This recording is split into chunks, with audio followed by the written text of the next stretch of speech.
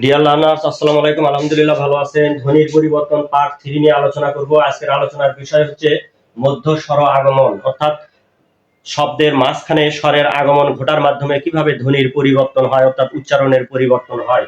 তো শুরু করছি মধ্য স্বরগম। যেমন আমরা কোনো কোনো অঞ্চলে বলি হচ্ছে প্রীতি এবং অন্যান্য অঞ্চলে বলি হচ্ছে কি পিরিতি। তো সেক্ষেত্রে প দেখেন, আমি যদি বর্ণগুলো ভেঙে ভেঙে দিই তাহলে প্রথমে প আছে, তারপরে র ফলা আছে, র দিয়ে দিছি, তারপরে আছে কি আছে দীর্ঘইকার, দীর্ঘইকার, নেক্সট হচ্ছে কি আছে টি। তো প্রথমে উচ্চারণ হবে টি, টি উচ্চারণ, অর্থাৎ কারের উচ্চারণটা বর্ণের পরে হয়, এই জন্য তটা আগে লিখবো, তারপরে হচ্ছে কি লিখবো রস্বইকা। তাহলে এখানে কয়টা বর্ণ আছে?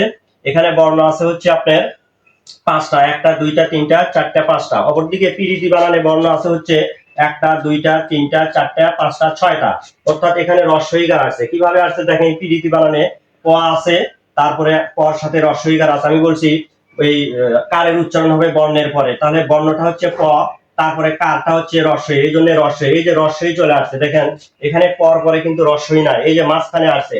একবারে গুনে গুনে মাঝখানে থাকা লাগবে এমন কোনো কথা নাই, অর্থাৎ বর্ণের মাঝখানে থাকলেই হলো। এইদিকে তিনটা এইদিকে দুইটা থাকলে কোনো সমস্যা নাই।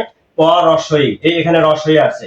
তাহলে পি, তারপরে র, র তারপরে হচ্ছে দীর্ঘইকার, দেখেন দীর্ঘইকার, নেক্সট হচ্ছে ত, তারপরে রস্বইকার, এই হচ্ছে প্রীতি। একইভাবে শ্লোক বানানটা দেখেন, শ্লোক দেখেন তালবস্বর সাথে আছে হচ্ছে ল, তাহলে বর্ণের উচ্চারণ আগে হবে, তালবস্বর দিছি, ল দিছি, নেক্সট হচ্ছে কি আছে কার ও কার আছে, ও দিয়েছি, নেক্সট আছে হচ্ছে ক।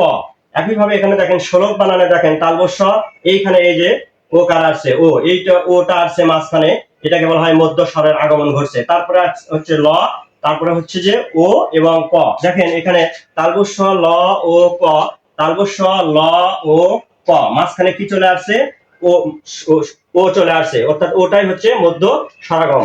তো এই যে মাঝখানে যে স্বরের আগমন ঘটে এটাকে বলা হয় মধ্য স্বরগম। আশা করি এইভাবে ভেঙে ভেঙে পড়লে আমরা বুঝতে পারবো। ধন্যবাদ সবাইকে, আসসালামু আলাইকুম।